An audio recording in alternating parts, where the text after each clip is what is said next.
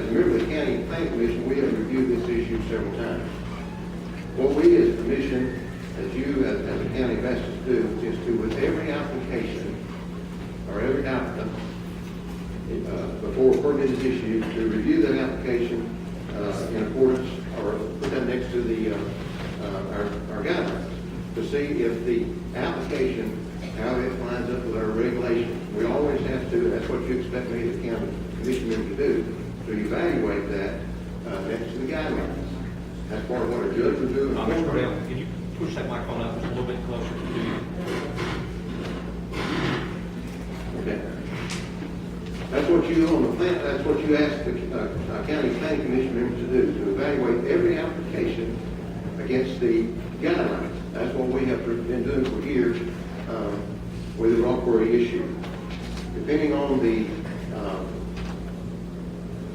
that's a tough issue when you live in Hillsborough and you know a lot of people there are opposed to that issue. We have always got to consider ramifications as to what an impact an issue like that may do with property values and the geological structure underneath that, with the water flow and all that. It's a complex issue. It's not as simple. I'm not trying to evade the question, but I'm just simply saying, as a planning commission member, you asked me to make a decision on that based on the guidelines that we have to review that application next to.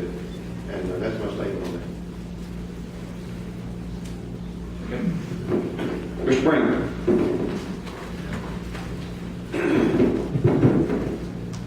On the rock quarry, I'm for free enterprise, and I'd love to have more business in the county. But what I've heard and read about the rock quarry, if we change the zoning for that, we open the zoning regulations all over the county for maybe landfills or medical waste. But I'd have to do more studying on it, and maybe there's some ways around it that we could spot zone or work around it some way. Thank you.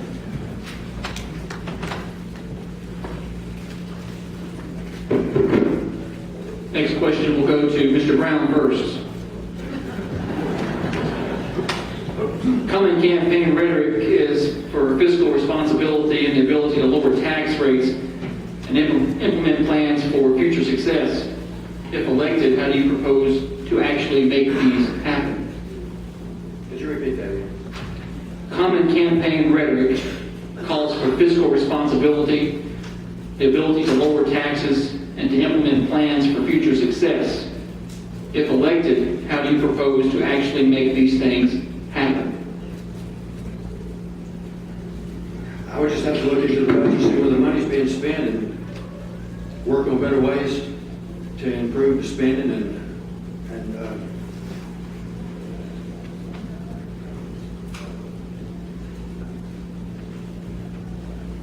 just study the budget more. I mean, that's all I can say. Thanks.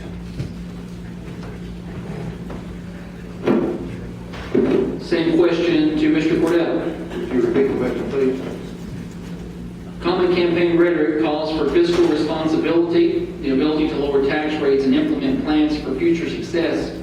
If elected, how do you propose actually making these things happen? As far as implementing plans for future success, one of the things we would need to bring to the table is to appoint a long-term study commission where we bring the best minds in the county together so that we could collectively implement those minds that have vision representing all the county, so that we could collectively come together with a good plan, with a business model that will support long-term growth, with a 3, 5, 10, and 20-year plan. Part of the reason that we're in the financial crunch that we're in now may be attributed to a philosophy of spend and tax. You in your homes, you've got to try to maintain your family budget and meet that. Before we can talk about reducing taxes, we need to determine what our issues are. And we know right now that we have almost a $2 million shortfall in our budget to fund the operation of the opening of the jail. I know different issues that talked about, as was indicated on Tuesday night, and we've got to fund the opening of that jail. That's critically important. But some are saying we need to have a property tax increase. Some are will tax increase. Those are two issues that require a lot of study. That's before the county commission now. They'll be evaluating and deciding on a property tax issue next month. What we've got to bring to the table, we've got to have a long-term if we raise taxes, one of my concerns is that if we raise taxes, we'll make it more difficult on our farmers, our seniors, and the business owners that we have in our county now. I've had business owners that say, I can't pay my taxes for the last year or two, just because of the pressures of operating a business. We've got to take that into account. We've got to be pro-growth and look at long term. One of the other things we need to bring to the table is to have a business roundtable.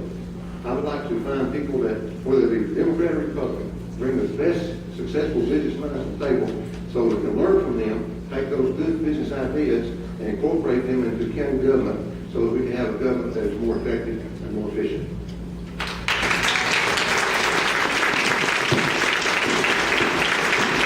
The part that we're going to do here is a more like a personal question for Mr. Cordell than one for Mr. Brown. So, Mr. Cordell, this one is for you. Gary, you have a lengthy background in insurance and farming. How does your background help you in this role as a county mayor? It helps in this regard. I was reared on the farm in neighboring Grundy County. We grew up on the farm and we had responsibility from a very early age. So from that I learned a good work ethic, the importance of hard work and planning at a very early age. Later on in my career with starting out in Blue Cross in accounting, in budgeting, I learned the principles of budgeting. And then later on in the Farm Bureau, in that almost 26-year career there, I had the responsibility the last 16 years of leading the agency force in 10 surrounding counties with over 30 agents. I learned a lot about business management and principles to make a successful business operation run. I would submit to you that I bring to the table over 30 years of business and professional management to the table to help lead our county forward in these troubled times.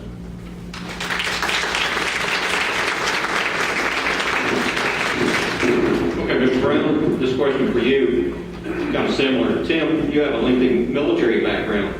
How do you see that as benefiting you as a role as a county mayor? Well, I've got 30 years in the Army. I'm currently still in reserve. I'm a master sergeant. I've led troops in combat and in peacetime. I think I've got a strong leadership background. I've got 4 years of college psychology, criminal justice. Worked with the Coffee County Sheriff's Department 8 years, so I'm a county employee, have been a county employee. Live on a budget, just like everyone here. I pay taxes. I'm a common man, just like you. But I think my leadership in the military, leading troops, in both, like I said, both peacetime and combat, I'm sure I can lead the county.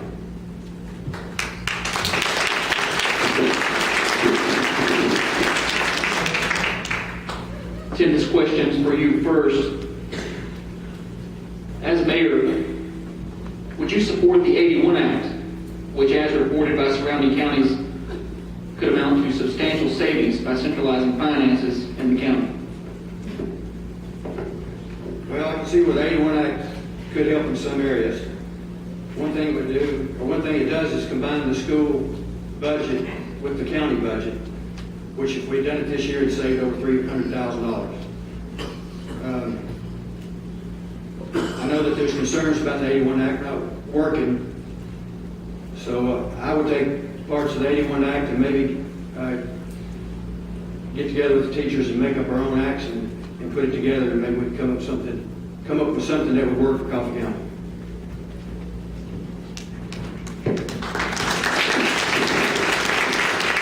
Same question from Gary Cordell.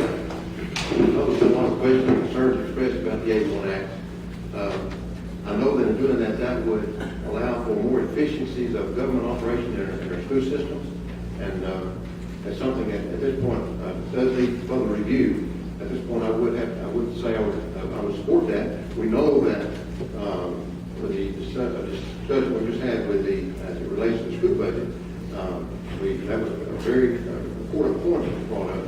And by doing as we did, we were able to save, the county was able to save about $300,000 on the budget, on the purchase of the buses, the way they did for that. And it was, the 81 Act is something we need to put more study in and research in before we can make a concrete conclusion.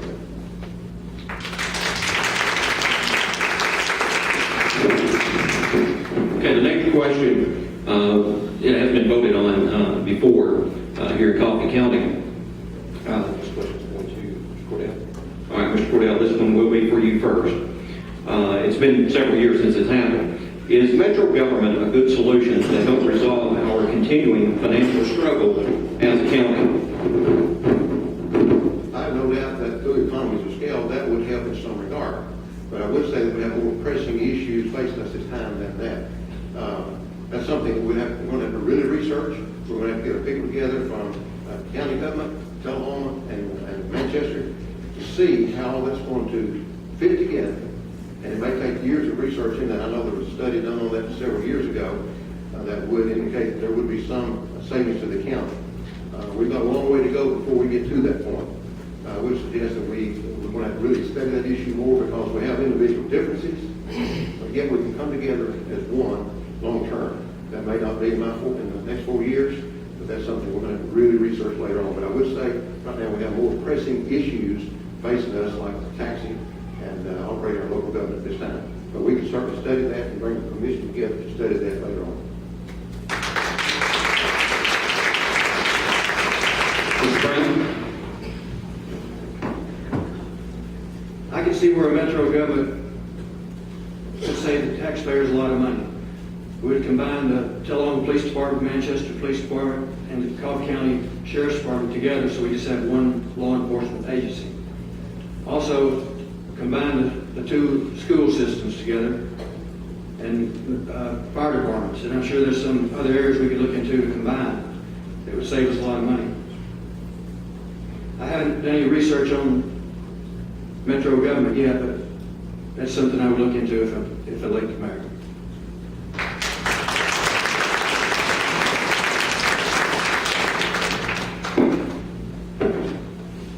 This time, we would allot each candidate 2 minutes for closing statements. Mr. Brown, you're first.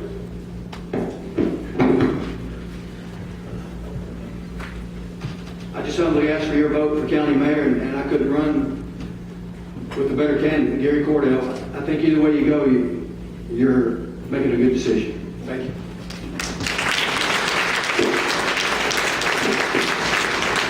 Mr. Cordell? I speak very highly of Mr. Brown also. We've had a good campaign. I know that, like you, we're all glad it's going to be over soon. And I know I've noticed things separate you between supper, and I'll make this very brief.